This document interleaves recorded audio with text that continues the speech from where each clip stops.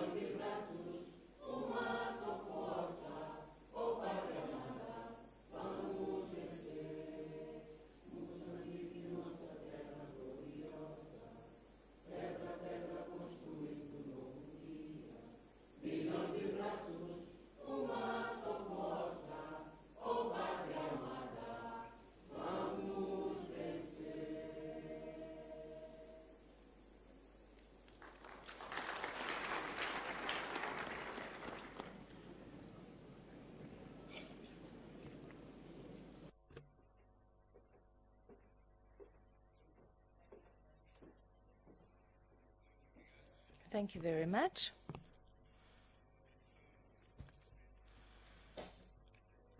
With your permission, Your Excellency, the President of the Republic of Mozambique, I have the honor to announce the opening of this high-level conference, Africa Rising.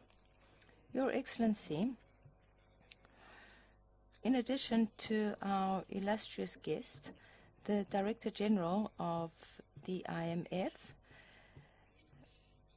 we have here in the next 2 days ministers, finance ministers, governors of the central banks, the high officers of the World Bank, diplomats, entrepreneurs, and representatives of various countries at global level. Your Excellency, this ceremony, this opening ceremony, will have the following main items. We are first going to have the opening address by our Director General. Then we're going to have the presentation or the welcome by the Finance Minister of Mozambique. We are then going to have also an opening by the Director General.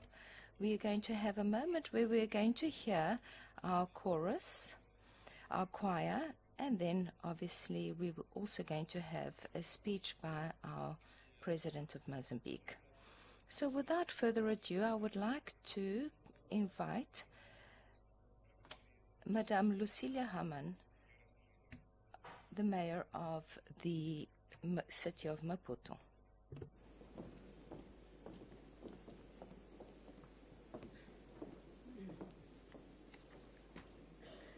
Sua Excelência, Senhor Presidente. Your Excellency, President of the Republic of Mozambique, Madam Managing Director of the FMI and the IMF,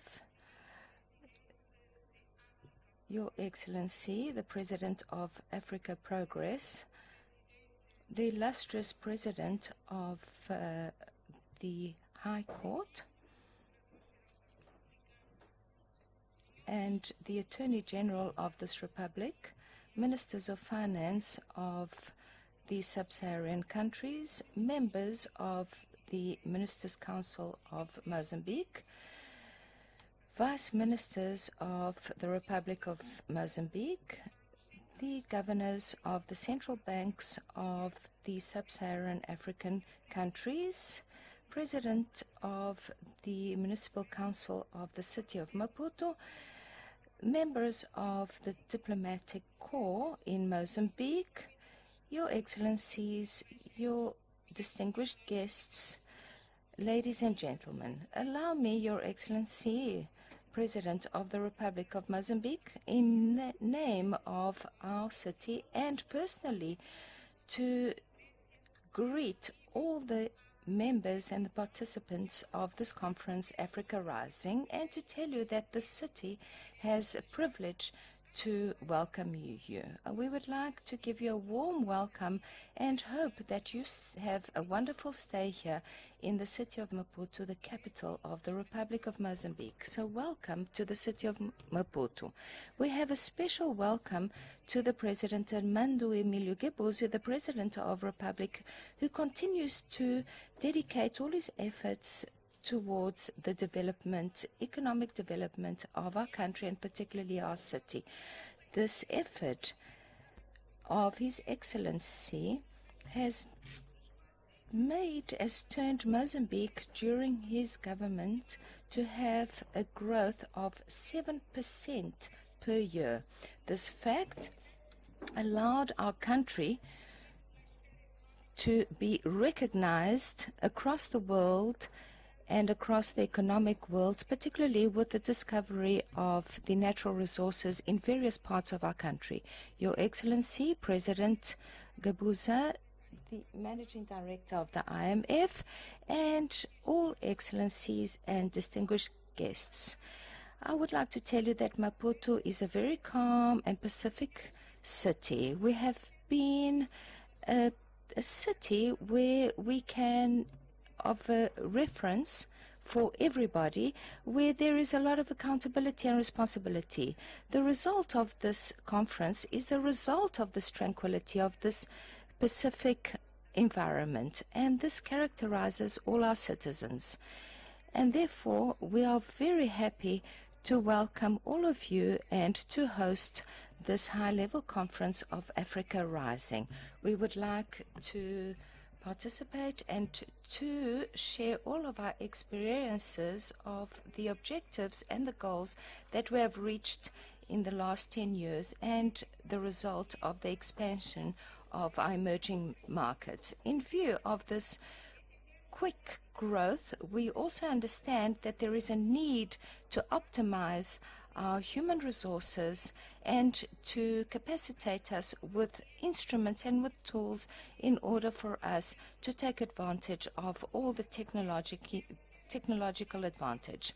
We have this opportunity of hosting this conference, and we would like to ensure that this success is going to translate into opportunities and advantages for all. We also know that our biggest obstacle is obviously to create employment in all the horizons and to provide opportunities for all. We hope that this conference, Africa Rising, is going to provide us with tools that is going to allow us to grow the growth indicators.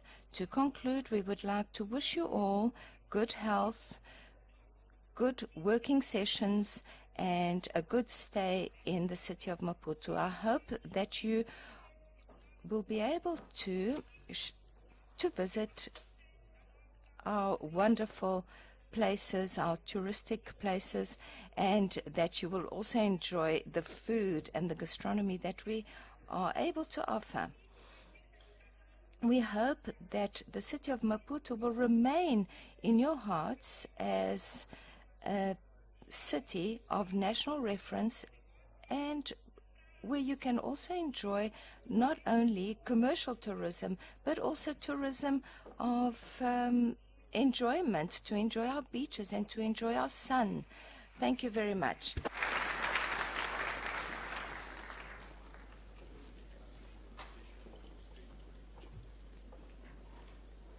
Muito obrigado. Convido agora. Thank you very much. I now would like to invite His Excellency Manuel Chang, the Finance Minister of Mozambique. You have the word, Minister.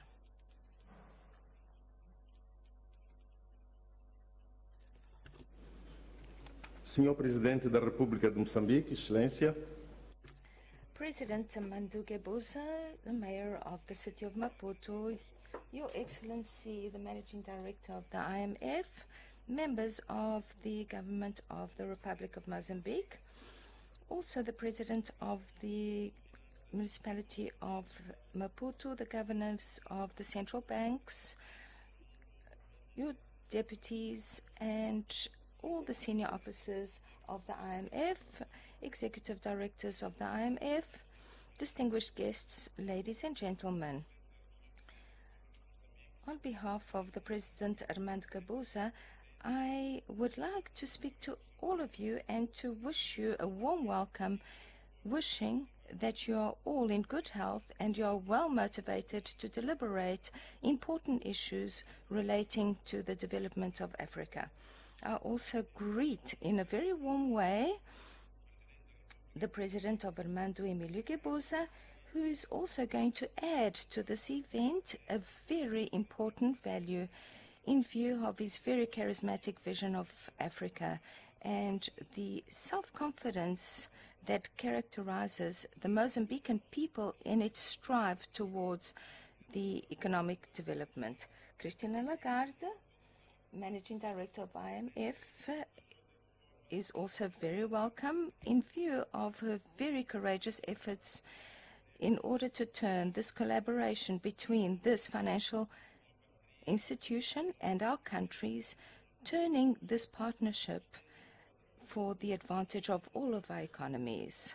I would also like to welcome all the other executive directors, their collaborators that are all present in this conference. I would also like to thank all the delegates, all the distinguished guests for your presence here and your availability at this conference. I would also like to express myself warmly to all the IMF people and the Mozambican people who have managed to organize this conference in a wonderful way, so that our work can take place in a fluid manner.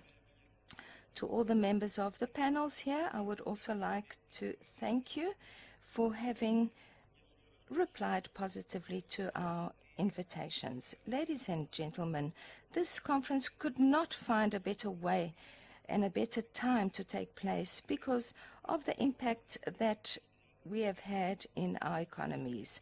We have to constantly evaluate the impact of our experiences in the economies, and we have to find adequate tools to minimize the impact of the economic crisis and to manage our policies in order that we can benefit from the opportunities that have emerged from the crisis. It is not also unimportant to show that this conference is going to touch on all the valuable aspects because we have to still confront all our problems and all our obstacles. We have to optimize the finds of our natural resources. We have to finance the infrastructures in sub-Saharan Africa. We have to create employment, amongst others. These themes also involve issues that are very important. We have to look for policies. We have to find solutions for the better means to conscientialize our populations, for our populations also to be able to benefit from our resources on earth and underground resources. This organization is going to have a conference for 2 days, and we wish to benefit mutually from the experiences that we all have, from the wonderful gains that we have reached in the last 10 years, and not only for our country, but for the rest of Africa. We also have to speak about the obstacles before us as a result of all the emerging markets. 16 de maio. We have started reflecting on how to move forward. And as a result of the macroeconomic policies that we've put in place, Mozambique has reduced the impact of crises and has improved its macroeconomic policy management, particularly with regard to inclusiveness. We have key people who are involved in reaching consensus on the challenges that we face and the best ways of overcoming those challenges. Ladies and gentlemen, we hope that this conference will lead to results that will help us to improve the design of our macroeconomic policies in African countries so that we can have sustainable and inclusive development. We promote the development of our people and strengthen our stability. Therefore, we would like this conference to be fruitful. I wish you all good work, and I hope that all of the objectives we set ourselves will be reached. Mr. President, this brings my speech to an end. I thank you very much.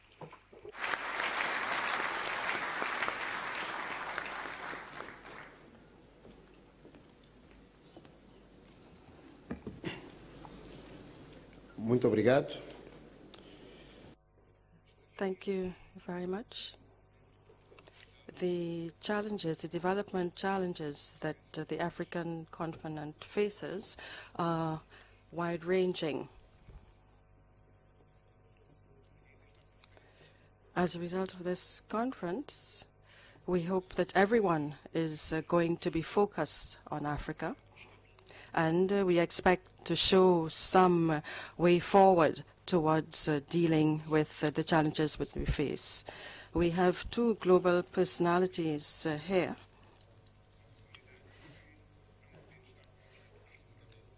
And we have other people who are not able to be with us physically, global personalities, but who have submitted video messages that we will share with you. They are people who are very well known. Ladies and gentlemen, your attention, please, to the videos. Thank you for attending the Africa Rising Conference. I especially want to thank the International Monetary Fund and the government of Mozambique for hosting and organizing this very important event. I'm grateful that leaders from across every sector are coming together to build on sub-Saharan Africa's remarkable economic progress. While the region as a whole has experienced real economic growth and increased resilience over the last decade, we all know that more needs to be done to ensure that the prosperity is broadly shared, both across national lines and within every country, so that we have a future of shared opportunities and shared responsibilities. This conference provides a very unique opportunity to leverage the power of creative cooperation to foster that kind of inclusive growth, to improve natural resource management, to increase infrastructure financing, to make sure that Africa will rise together. I look forward to hearing the results and to working with many of you through the Clinton Foundation in the coming years to implement your recommendations. Together we can, we will continue to help Africa rise, to move toward the brighter future all its people deserve.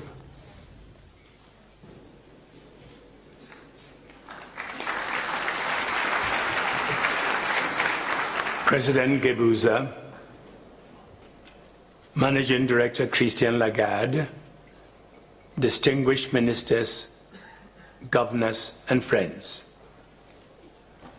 Good morning. I regret that I'm unable to join you in person today because of a long-standing commitment, but I greatly appreciate that the government of Mozambique and the International Monetary Fund have welcomed me to the stage in this modern fashion. This is an important gathering because Africa Rising is a reality. Africa's gains in recent years have been impressive and make us proud. Nonetheless, it is important that this conference is focused on the future and not just past achievements. Africa is in an era of enormous opportunity, but we also face immense risks and challenges. An increasing number of countries are experiencing rapid growth, but the benefits of this growth have not always been shared equitably. Job creation, particularly for the young, has often been disappointing. This is particularly true of the resource-rich countries that have gained so much from the commodities boom. So we must question whether we will squander the opportunity before us, allowing jobless growth and inequality to impede real progress. This is vitally important for our young people, who are at the heart of the demographic surge that could triple this continent's population by 2050. Will we invest our natural resource revenue in all our people? Will we generate jobs and hope for present and future generations? We should also not forget that for some countries in Africa, the main challenge is to overcome fragility and develop economic and social policies that will strengthen the institutions needed to foster growth and poverty reduction. Capacity building and strong governance are essential in this area.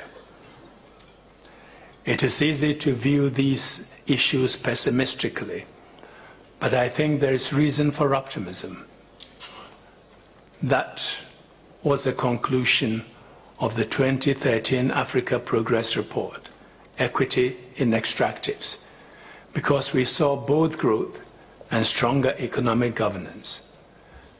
Democracy is growing deeper roots across the continent, and the accountability that comes with democracy is strengthening governance, including in the management of natural resources.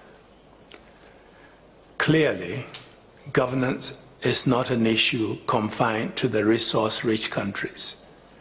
It goes to the heart of each government's efforts to meet the needs of its people. I am pleased that governance, resource management, and inclusive growth are at the core of the agenda of this conference. It demonstrates that these issues are being taken seriously at the highest levels. The Africa Progress Panel is giving them a central focus in its work, including in this year's report: grain, fish, money, finance in Africa's green and blue revolution. I want to assure you that my colleagues and I will continue to work with you to ensure that Africa Rising remains a reality.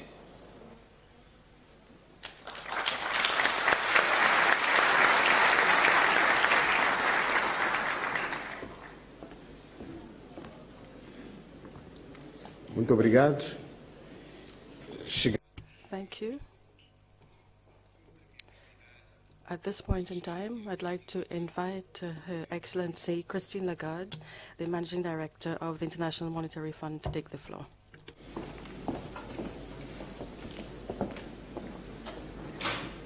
Obrigada. Bom dia, bonjour, good morning.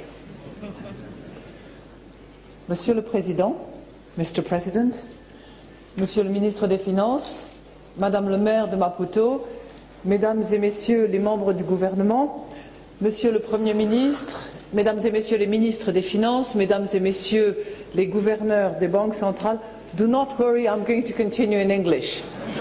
Keep it on.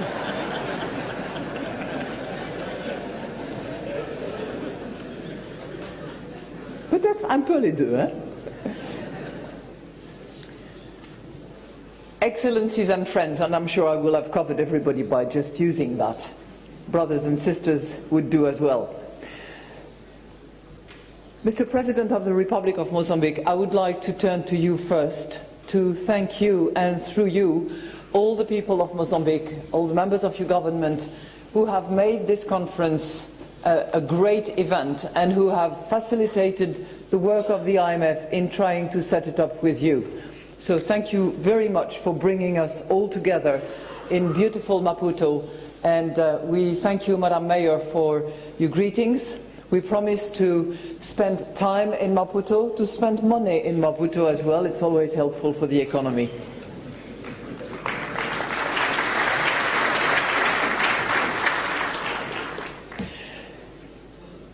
You know, Africa Rising, which is the theme of our conference today and tomorrow, in many ways is epitomized by the journey of Mozambique in the last few years.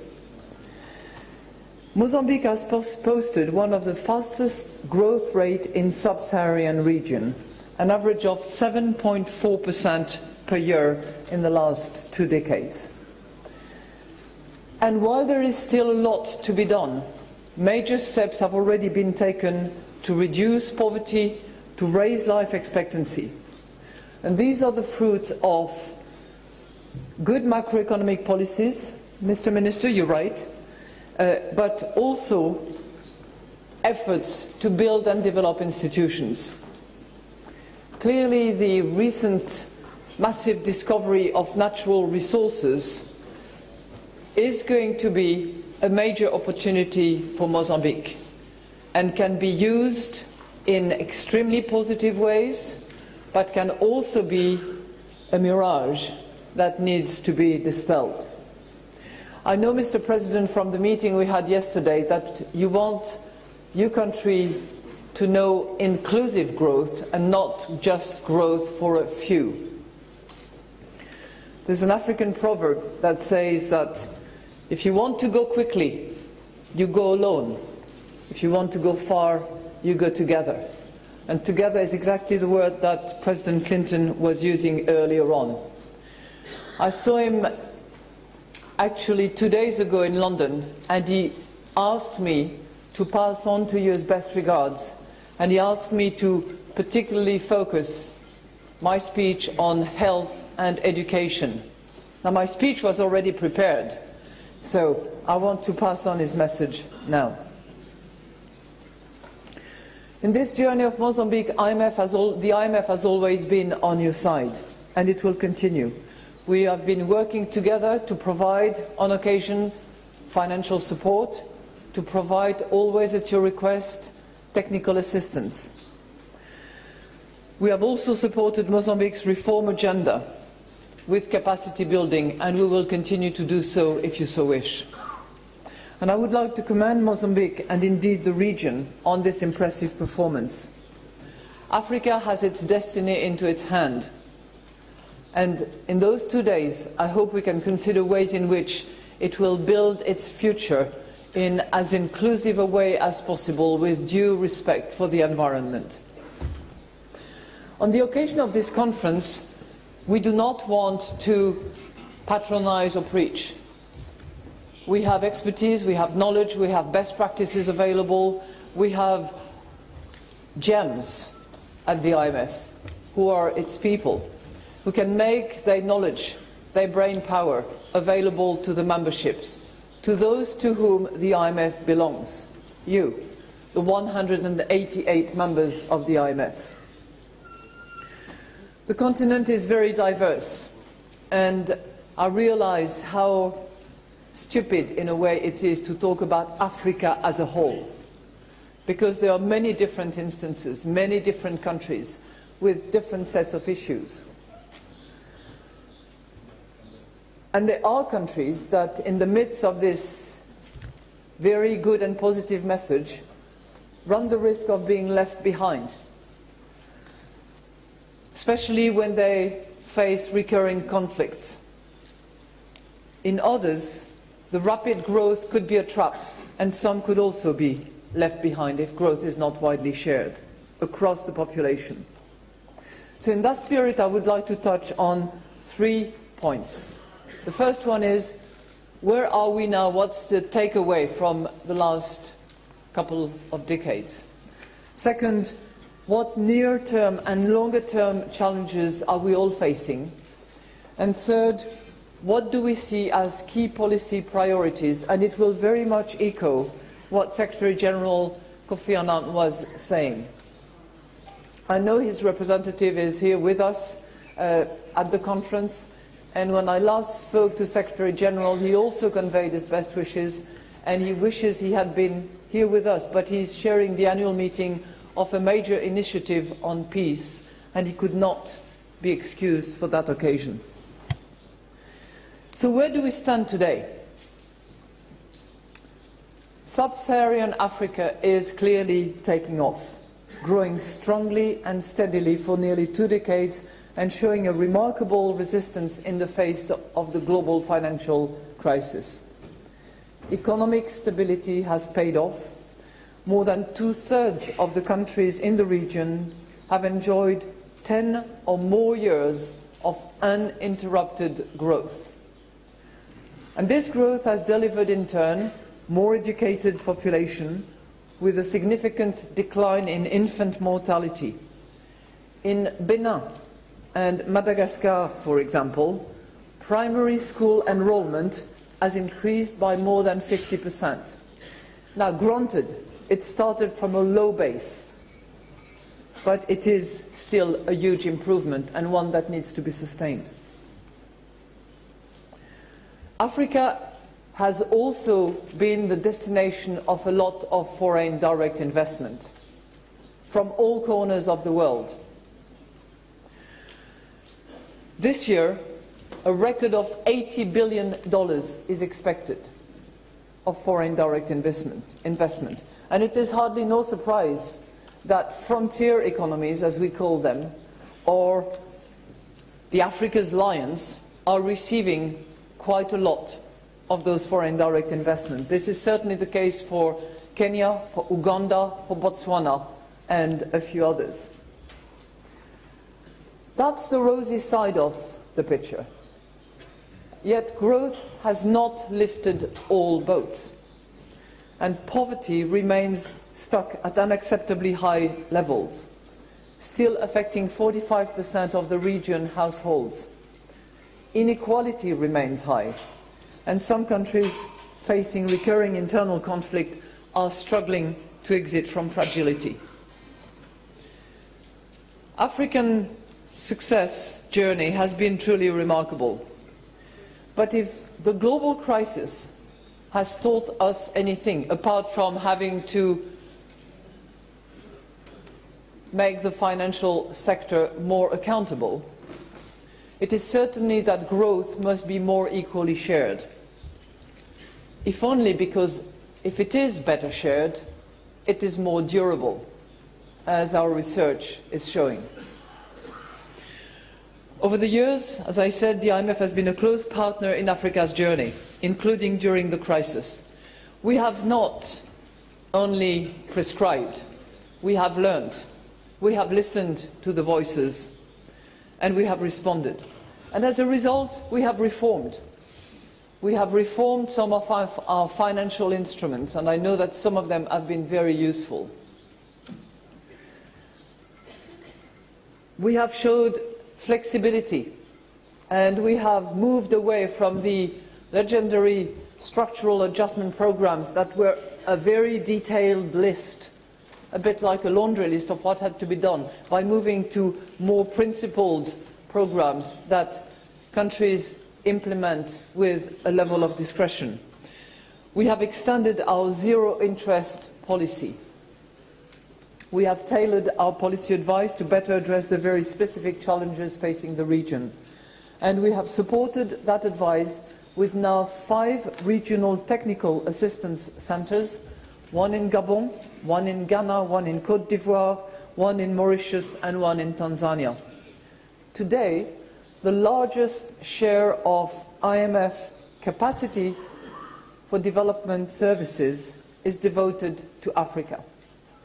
And this is, by the way, the activity of the IMF, which knows the biggest, strongest growth rate itself. And we look forward to continuing into the future. Now, let's turn to that future. The outlook for the region, as we see it, is very positive.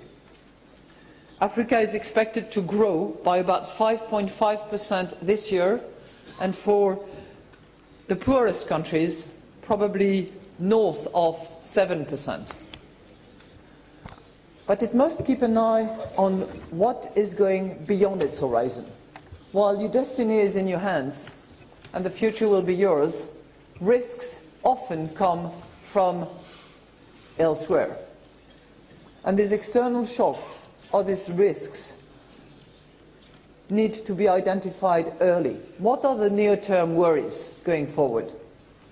Well, the first one clearly is that of lower growth in advanced economies, and more importantly, lower growth in emerging market economies, because those emerging market economies are the ones that address strong demand to the African countries. They are your trading partners. The second threat is that of lower prices for some commodities. Many of you are relying for their trade on commodities, and when prices levels go down, it is a risk on the horizon. And final risk is that of tightening external financial conditions and potentially increased volatility, which is the result of monetary policies decided in advanced economies that have an impact on emerging market economies and developing economies as well. Policymakers will no doubt have their hands full with dealing with those risks on the horizon, and the IMF is doing some work, some research, some policy analysis and advice in order to cope with those risks and to protect against such risks.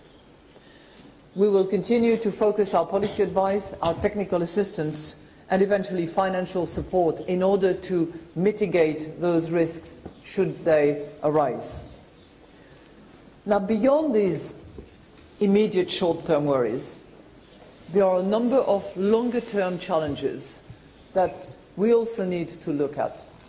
It's not usually the realm of the IMF to look at the longer-term horizon, but to the extent that those challenges call for short-term decisions, short-term reforms, we need to be aware of them and we need to discuss them.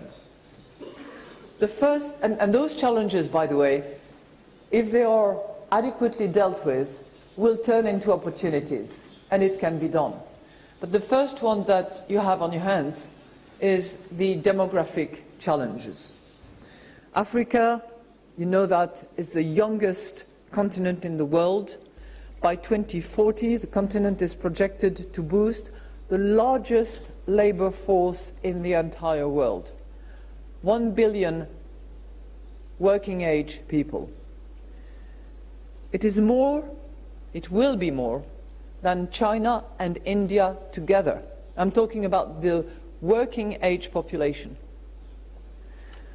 Now, channeling this increasing reservoir of human capital, I told you I would use some French, turning that to productive sectors offers unrivaled economic and social opportunities. To take full advantage of them will require skillful management and vision, and that's where education takes its full meaning. The second big challenge will be the technological challenge. Innovation offers great possibilities. It can help support global integration, improve productivity, foster inclusion. This is what we have seen in many ways. Harnessing its power effectively and efficiently is a challenge, and we probably should not take it for granted that improved technology, breakthrough technology, will be necessarily carrying with it massive job creations. We need to bring that into our thinking. Third long-term challenge, the environmental challenge. Climate change and sustained demand growth press on the sustainability of natural resources, further exacerbating inequality and exclusion. The challenge will be to actually foster growth while protecting and securing the environment. So what are the policies that we see as capable of dealing with those challenges? I would present them to you around three, and all of them have to be about building, block by block, stone by stone. Build infrastructure, build institutions, build people. Build infrastructure. You've heard all about it. It's about energy, it's about roads, it's about technology, it's about grids. It's about smart energy, roads, technology, and grids. So enough planning, thinking is also needed, not just for the financing, but for making sure that what is intended is actually going to respond to the needs, anticipating growth, anticipating trade, anticipating traffic between countries. Now, what does it mean, closing the infrastructure gap? There was one number that I found really striking, and that deals with energy, and the fact that over the last 3 decades, per capita output of electricity in sub-Saharan Africa has remained virtually flat. Flat. Only 16% of all roads are paved, compared with 58% in South Asia. And I'm using South Asia because it is the only other economic region in the world that surpasses sub-Saharan Africa. Now, these shortfalls represent massive investment, but as they represent massive cost for the business. Many countries in the region are taking encouraging steps to close the infrastructure. It is the case in Ethiopia and clearly in Mozambique, where investment in the energy sector are being scaled up, including through projects that promote cross-border trade in electricity. Kenya and Côte d'Ivoire are also initiating regional infrastructure projects in electricity, in road and in railroad networks. Now, these investments are critical for growth to be sustained and broadened, because high-quality infrastructure, they all tell you that, those investors that come to visit you, those quality infrastructures are a huge boost for their business. It can accelerate diversification and employment creation and support further regional integration. I just talked about the benefit and the leverage that you can get from these infrastructures. But the cost of it is enormous as well. It is figured to be in the range of $93 billion annually. And in most cases, the investments are large and upfront. So they need to be carefully selected, managed and implemented within a medium to long-term perspectives. And there are international institutions, there are development banks, there are also private institutions that are prepared to finance and co-finance to help with the financing of those projects. We can help too. We are working with many of our member countries through our capacity building centres and on-the-ground technical assistance. As you all know, the IMF does not finance projects. Our sister institution, the World Bank, does that, and so do, for instance, the African Development Bank. But we provide technical assistance, we provide planning in order to help you make those decisions. The second building that needs to be improved, perfected, is institution building. What do I mean by that? Well, I mean governance, I mean transparency, and I mean sound economic frameworks. I would say economic and legal frameworks. Because we just talked about the building, block by block. But you also need what goes with the building to turn it into a house. You need the cables, you need the heating, you need the wiring, and that is what capacity and institutions can actually provide for you. We all know that Africa has tremendous potential. It is home to more than 30% of the world's mineral reserves, which, if properly managed, can provide unparalleled opportunity for economic growth and development. And those resources can be tremendous tools to relieve the large infrastructure constraints that I talked about. So if you can mix the proper management of those resources with the medium to long-term cost of infrastructure, with the right element of bridging about it and the right element of guarantees about it, then there is probably a good construction to be had. But let's be realistic and let's be frank. A lot of the revenue from these natural resources is not always applied to that. It is unfortunately captured by too few and not made available for the entire populations. Mining can account for an important share of output and export earnings, but often contributes relatively little to budget revenues and job creation, let alone the financing of those infrastructure gaps. And this corrodes the fabric of the economy and its social cohesion, much talked about. So what can be done about it? Well, strengthening the institutional and governance framework is certainly one thing.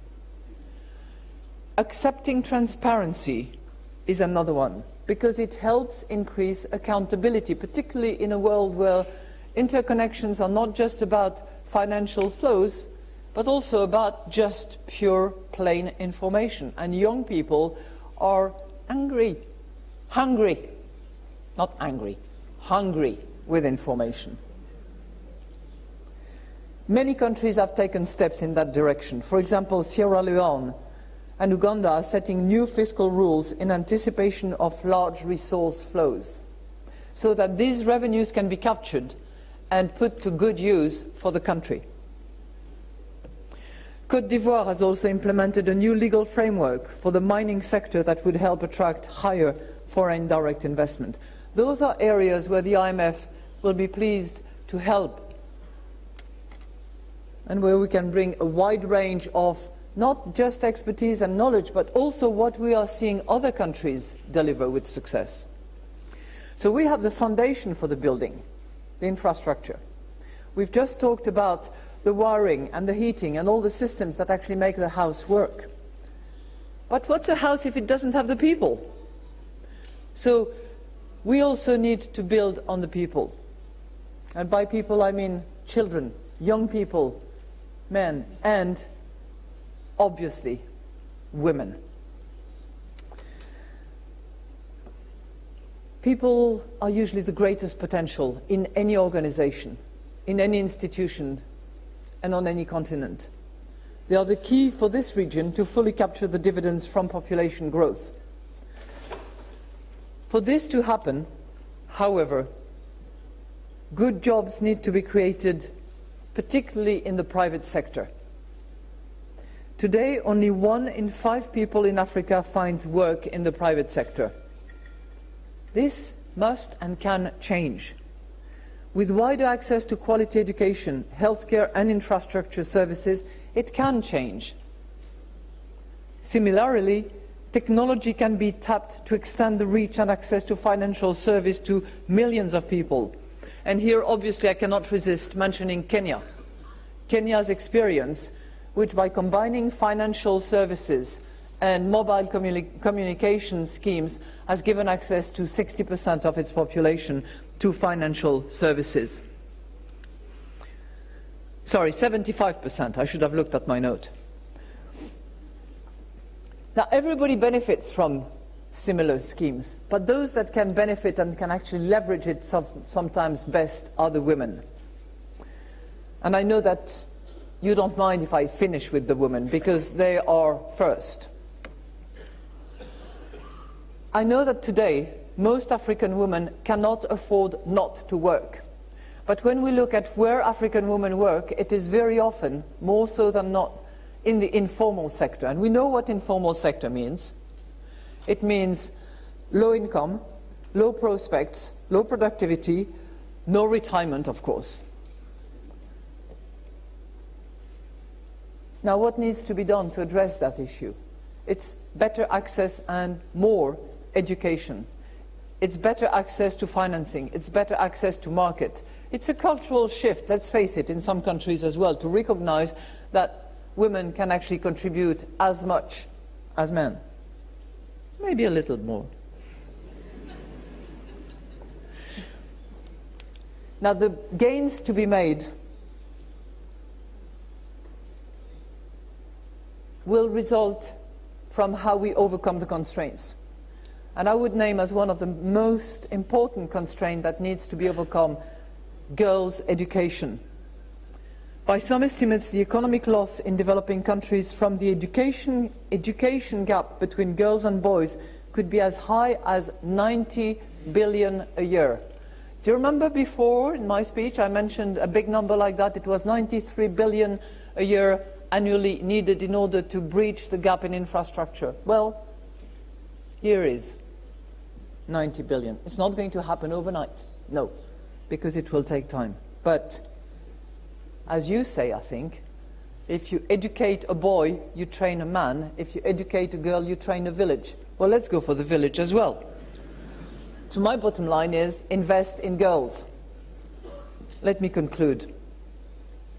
We're witnessing a momentous transformation in Africa. 5 years ago, the IMF held a conference in Tanzania, which was a success. Africa's economies were under challenge as the global economy faced its most severe economic crisis since the Great Depression.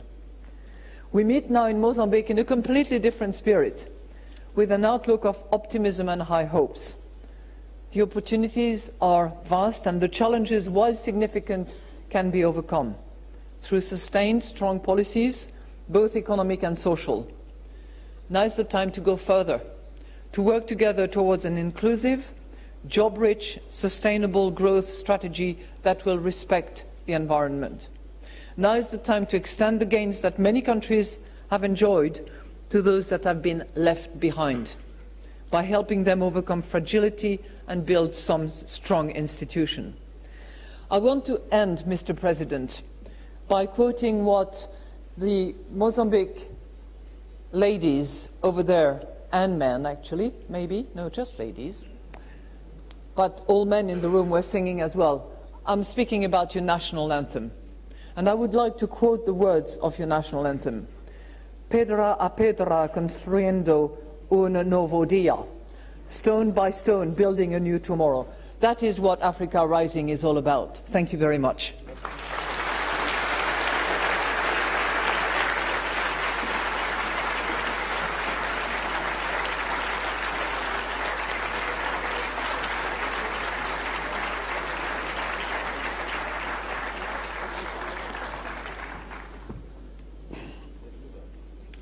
Muito obrigado. Thank you. Africa is a continent filled with culture, filled with great happiness. And given that, ladies and gentlemen, I would like to then have a cultural event and ask our choir from the National Choir Company of the Republic of Mozambique.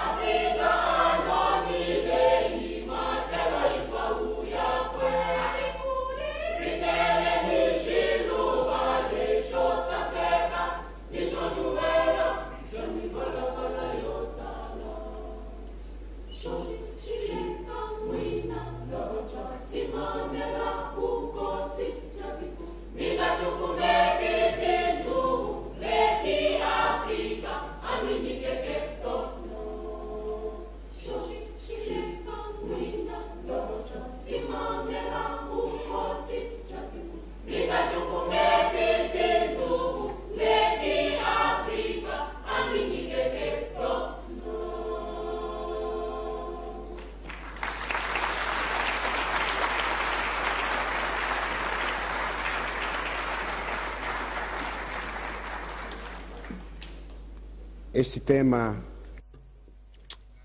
this theme, which was performed by our national dance and choir company in Mozambique, was done in the Ronda language, which is spoken in the south of the country. And I would think that the interpreters probably didn't catch all the language, but I would just like to add that I understood every word they sang, and I would just like to stress that it's a song that talks about us, speaks of Africa. It's a song that asks that we look at each other and we make good use of all the good things that God gave us, make good use of our resources and especially of our capabilities as African men and women, forward-looking men and women searching a better future and brighter future for all. So a big applause for our dance company.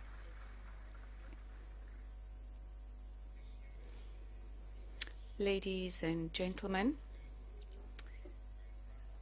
I am greatly honored and privileged to invite His Excellency Armando Emilio Guebuza, President of the Republic of South Africa, to make his opening speech. Your Excellency, you have the floor.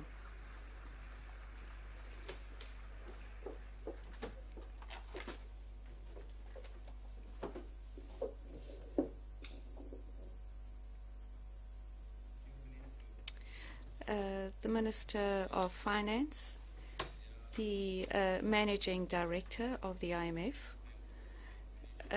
members of ministers of the finance ministers of African countries, African governors of the IMF, the Mayor of Maputo,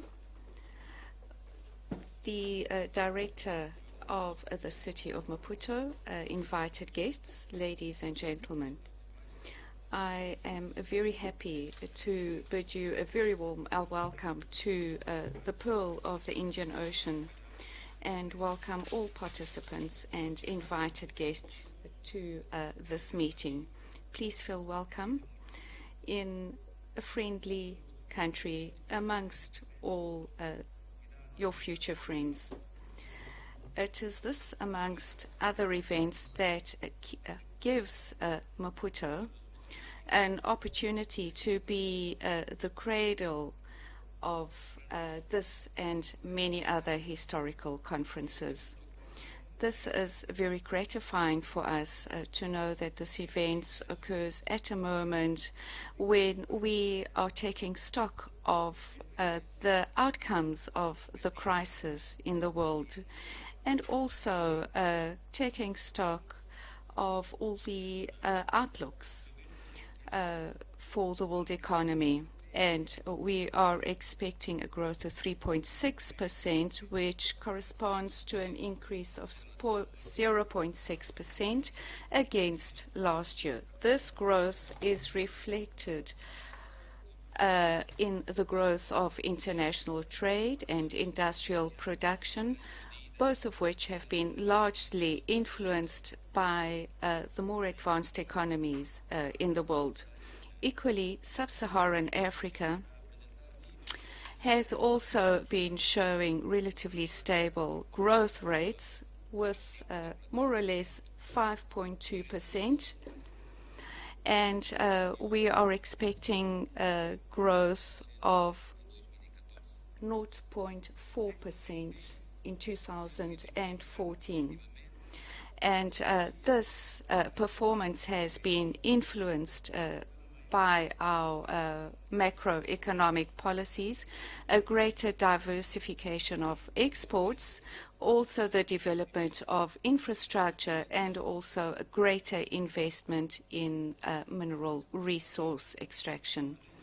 Sub-Saharan Africa has also shown the largest variations in prices compared to the world average and other regions. It's variations which to some extent are associated with the fact that this region is more sensitive to changes in oil prices as well as changes in food prices in the world market. We have had an indicator of 9.4% in 2011 and 9% in 2012. And we expect a slowdown as from 2013. The world economy, ladies and gentlemen, has been influencing the performance of our economy to the extent that the crisis and the volatility of oil and food prices have been reflected in our national economy through a slowdown in national exports, as well as pressures on our local prices. Besides the external factors, within the country itself, our economic activity has also been affected by natural events such as floods and droughts. Also, The economic development during the period seems satisfactory given our main economic indicators. Effectively, from 2012 to 2013, economic growth was around or above 7%, and is expected to be 8% this year in 2014. The factors that have led to this good performance are, amongst others, the consolidation of socioeconomic stability, the implementation of prudent and strong macroeconomic policies, favorable business sector, also greater agricultural production, also better socioeconomic infrastructure, and also an increase in foreign direct investment, especially in our mining sector. During this period, average inflation also dropped to 7.8%, and we expect it to be 5.6% this year. However, from in the year 2010-2011, inflation was above the one-digit level, and this is because of the pressure on the medical caused by the US dollar and the South African rand, and also because of the increase in oil and food prices in the global market. This trend, however, has improved during the rest of the period, and the increase or the variation, and we have then recorded the lowest price increase in 2012, only 2.1%.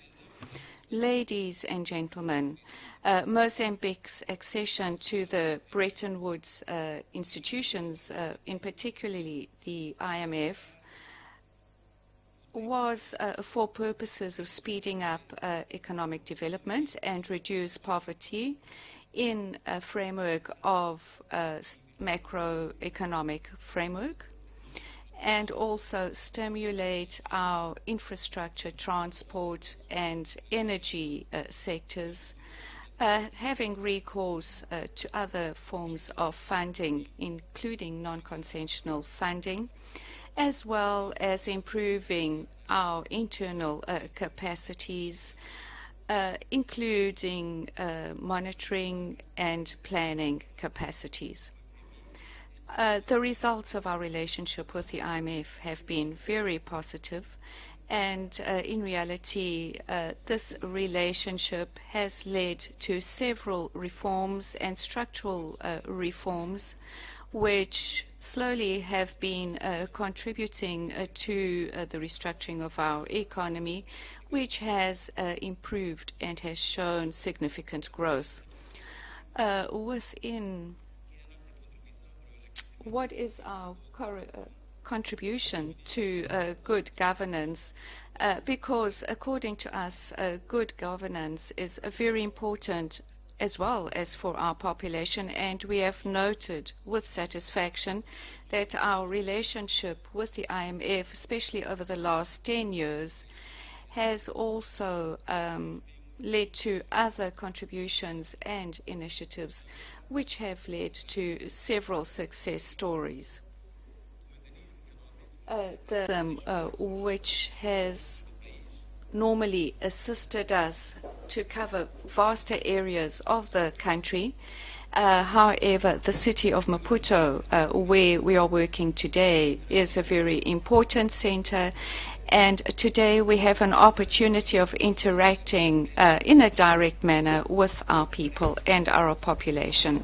And as an example, many years ago, our population was uneducated, And however, today, many of our people now know how to read their own names, and they can also read the figures and the numbers appearing on their cell phones. They can send messages to their husbands and their families, and they can assist their children with their homework. In some areas of our country, there were no health centers or doctors.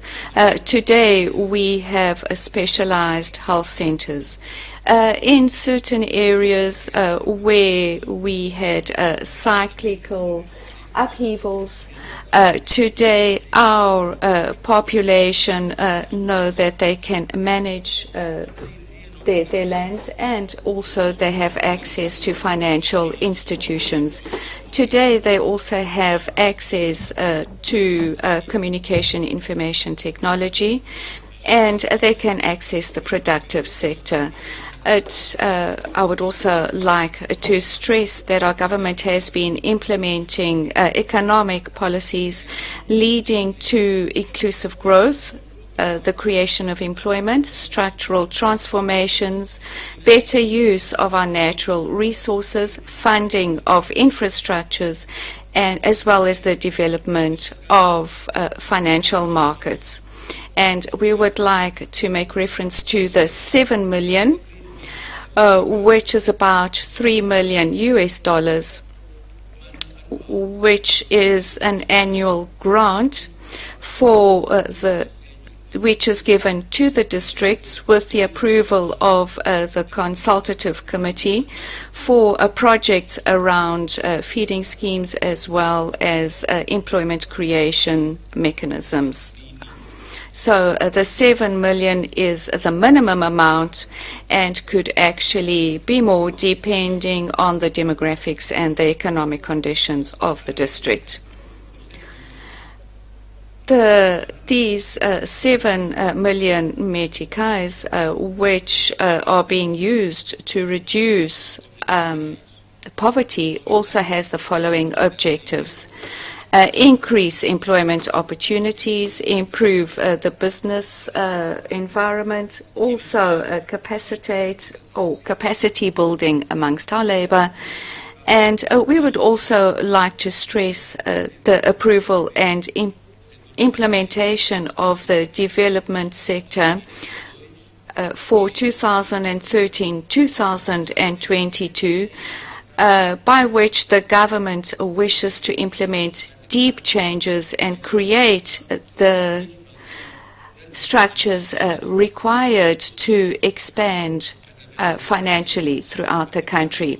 Through this mechanism, we would like to ensure the increase of access to funding by the majority of our population and our companies, above all our small and medium companies.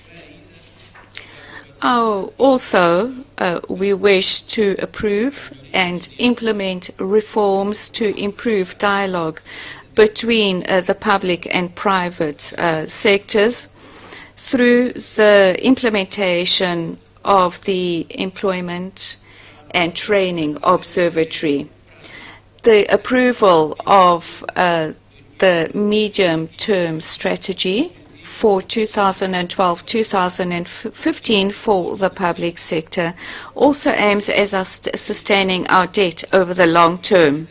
And through legislation, we used to make the country more attractive and also make better use of the taxes paid by our companies, and also create incentives for the mining and oil production areas, and to ensure that part of the income from our mining and oil exploration is used for the development of the local communities where these projects are being carried out. In 2009, we approved our new tax benefits code. In 2011, we also approved the public-private partnership law as well, and this then provides for the renegotiation of contractual terms by mutual agreement between all parties to the agreement. And we also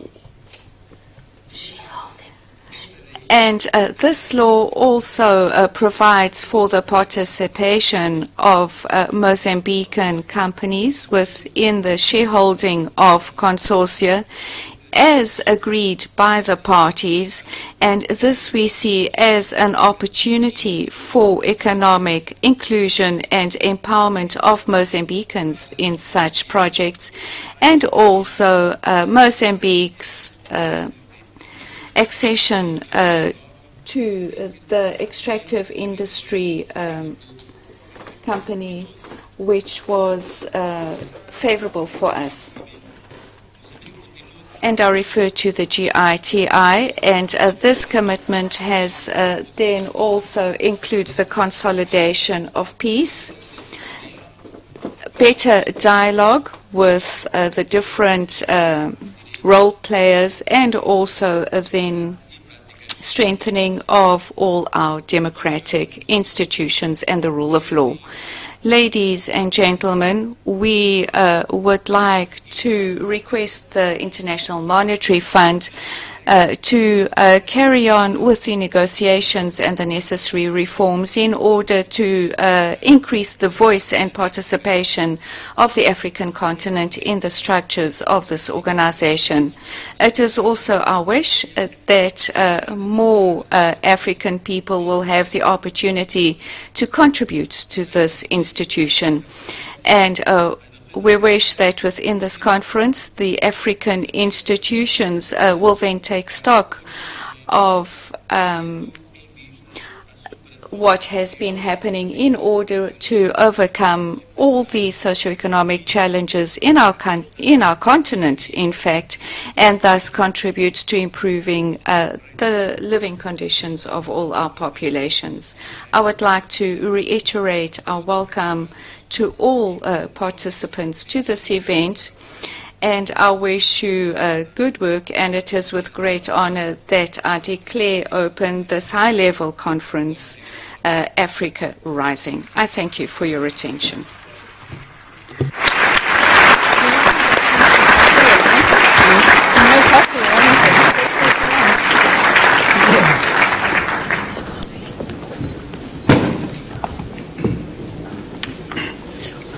Muito obrigado, Excelência. Permitam-nos. Thank you very much, Your Excellency. I now declare the end of this opening session.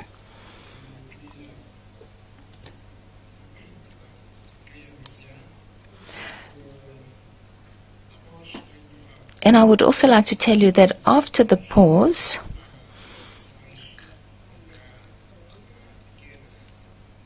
this hall is going to transform itself. It's going to be changed, so we request the staff that deals with protocol to help our delegates when this transformation takes place.